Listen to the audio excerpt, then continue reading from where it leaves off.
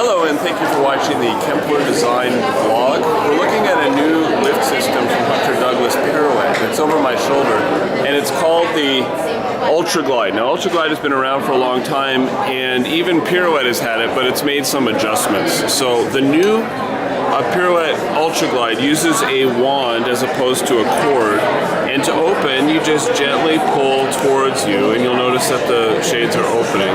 And as with all UltraGlide systems, the cord is retracting back to its original length.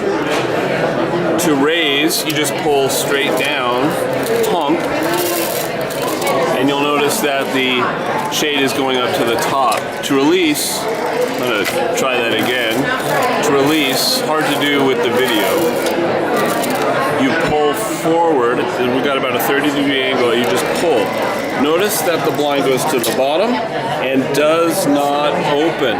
That gives you the privacy that you need, but now you continue pulling towards you, and you can open it to any point you want. Also, if you over pull, listen if you can, it's not doing anything. There's a system in there that allows you